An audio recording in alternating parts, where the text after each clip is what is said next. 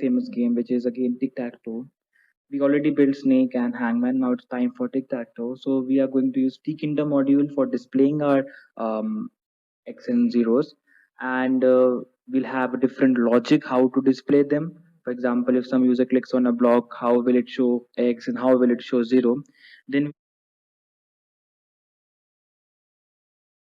we need to look on the cases about winning and ties. Then we also give a button about resetting the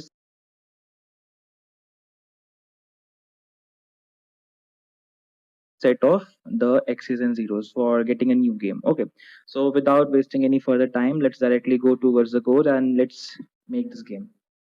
So guys, I am on my IDLE now. So before starting anything, let us import our libraries. The libraries which we need is, first of all, we need tkinter, and from tkinter we'll import everything, right?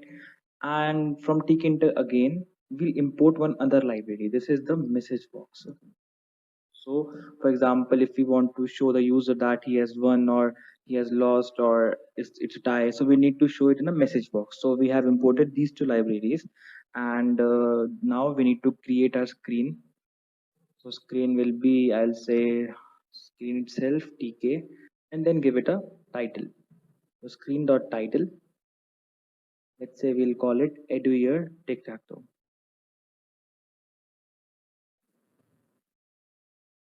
So title is done. If I just save it right now, let's save it. Let's save it as tic-tac-toe ttt.py. When I press F5, so we get this particular block. Now we need to define our buttons. We need to give buttons on our screen. So for that, what I'll do, I'll create 9 buttons. First button is B1. We'll write it button. Then we'll give its properties. First of all, we want it inside the screen. And the next thing which I want for it is to have different properties, right? So how to do that? It's very simple and easy. Just pick up text from the, for the initial stage we'll give text as empty, and then we'll give the font style. So my favorite font is if I'll say is Times New Roman, so I'll use Times New Roman, and then give it a size. So for example, I give 20. So this is my font declared. Now let's give the buttons height, so let's call it 3, and width be 6. So we have height and width. Now what we need is we need to give a BG color. So let's give a BG as BG means background. So let's give it silver. You can give white as well. It's up to you.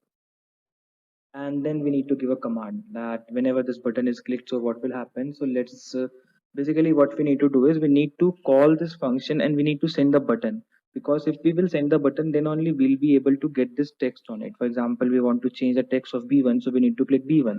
So to call any function, we need to and then to call any function in which you need to send a widget, you need to create lambda functions. For that, it's lambda,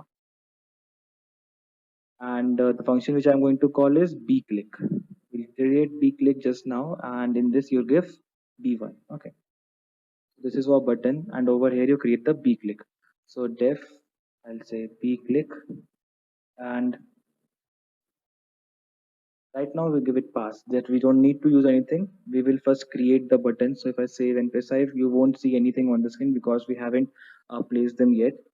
But let's just copy these 9 times, these all copy, and now start pasting.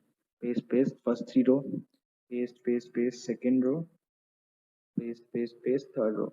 Now just change the values of them. So this is second, this is third button, this is fourth button, this is fifth button, this is sixth button, and this is seventh button, eighth, and the last one is 9.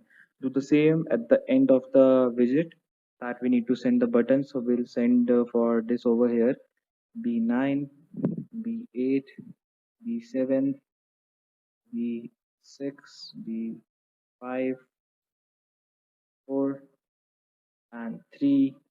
Then last one is for the second one, so we'll give 2. Lambda bclick 2.